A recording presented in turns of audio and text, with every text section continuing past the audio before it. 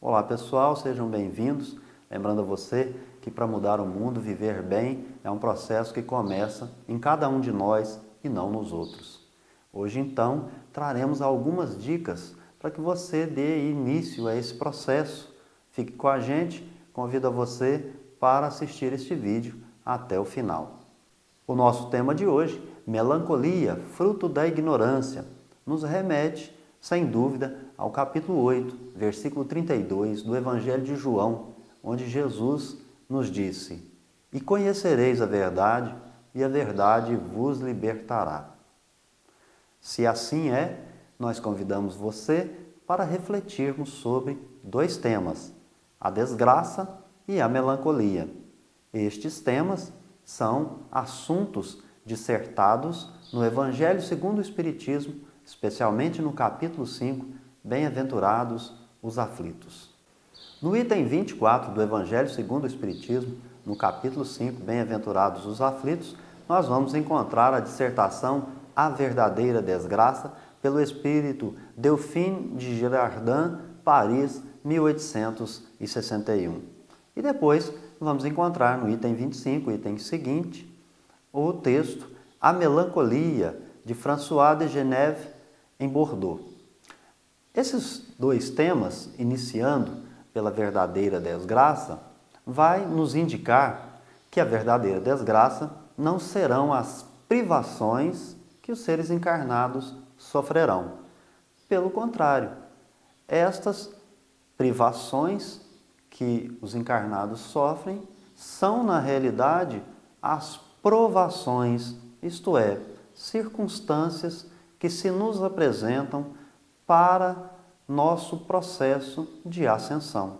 Trata-se, portanto, de um teste para a minha capacidade de dizer não para as vontades e os arrastamentos humanos.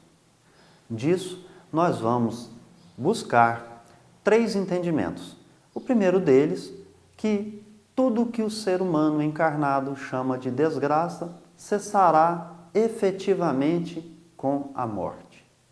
O segundo entendimento, as consequências daquilo que nós considerarmos felicidade ou desgraça e, portanto, nós agiremos de determinadas maneiras, essas sim não cessarão, porque as consequências se refletirão na nossa vida futura. Para o instante em que estivermos na erraticidade, bem como quando nós aqui retornarmos ou em outros orbes para novas encarnações. Assim sendo, nós vamos também pensar que dentro desse entendimento relacionado com as consequências, duas situações serão bem claras. Aqueles que suportam as privações, portanto passam pelas provações e as suportam bem, recebem compensações. E de outro lado, aqueles que não as suportam, esses sim vão recolher os frutos destes comportamentos. Mas então você estará aí se questionando se o Espiritismo não está levantando aqui do seu túmulo alguns dogmas que já foram devidamente sepultados. Não, nós não estamos falando de um sistema espírita de penas e recompensas, porque este é o terceiro entendimento. Na realidade, essas consequências das quais nós vamos então colher os frutos das boas ou das más ações, daqueles bons ou maus comportamentos, daquelas resignações ou não com referência às privações, é muito mais que isso, porque isto é a prova de que a minha evolução considera as minhas escolhas, as minhas decisões. Em verdade, é o livre-arbítrio em ação. Não será Deus que vai castigar ou favorecer A ou B. Na realidade, é o uso consciente da minha inteligência no processo de escolha. E claro, sempre considerando que eu estou em determinado degrau evolutivo. E é claro, as minhas escolhas vão levar essa questão em consideração. Estamos no mesmo orbe, mas percebemos que existem espíritos primitivos, espíritos imperfeitos, dentro da escala dos espíritos imperfeitos, as diversas ocasiões em que se nos apresentam esses mesmos espíritos, espíritos bons, vez ou outra alguns missionários. Claro, aqui nós tivemos a notícia de apenas um espírito puro que passou pela terra como encarnado, o qual conhecemos pelo nome de Jesus. Analisando então qualquer aspecto da vida humana, nós vamos nos lembrar que sempre haverá uma escolha a ser feita. Então, todas essas escolhas precisam ser balizadas.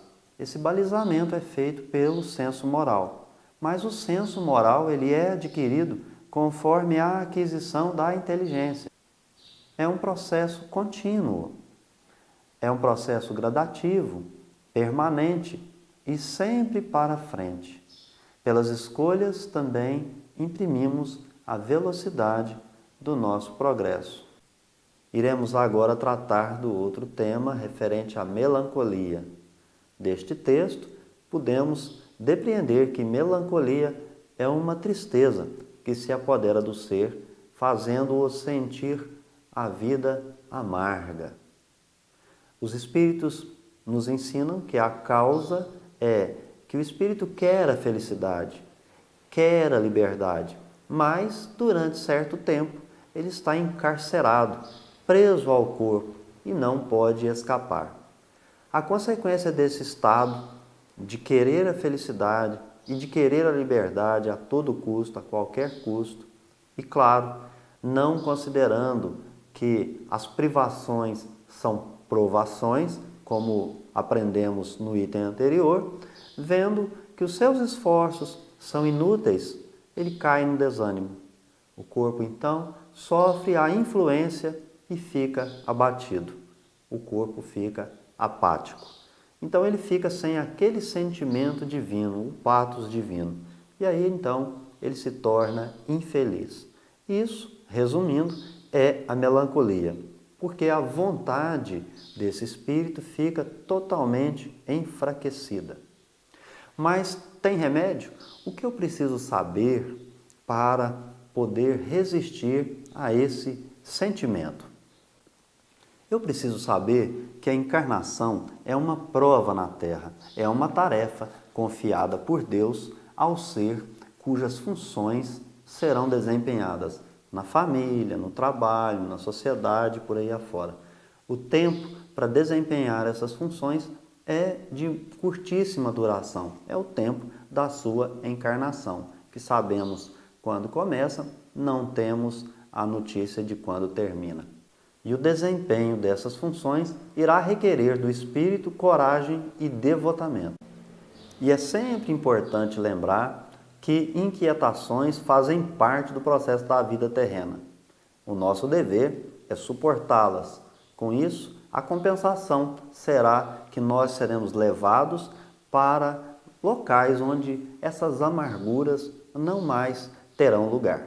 E para concluir a nossa reflexão de hoje, é bom que não nos esqueçamos que somos um conjunto de hábitos adquiridos ao longo das diversas existências. Alguns hábitos muito bons, outros nem tanto, e para que a gente tenha um acervo, um conjunto de bons hábitos e afastemos de nós as desgraças e a melancolia e essas concepções errôneas do seu significado, vamos encontrar na obra Busca e Acharás, que foi ditada por Emmanuel e André Luiz a Francisco Cândido Xavier, especialmente no seu capítulo 16, esse então ditado por André Luiz ao Chico, cujo título é Experimente Hoje.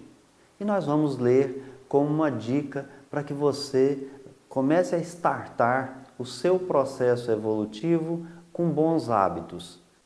Experimente hoje. Agradecer a Deus os benefícios da vida e valorizar os recursos do próprio corpo. Experimente hoje. Trabalhar e servir além do próprio dever quanto lhe seja possível. Experimente hoje observar ainda mesmo por instantes a beleza da paisagem que lhe emoldura a presença. Experimente hoje nada reclamar. Experimente hoje comentar unicamente os assuntos edificantes.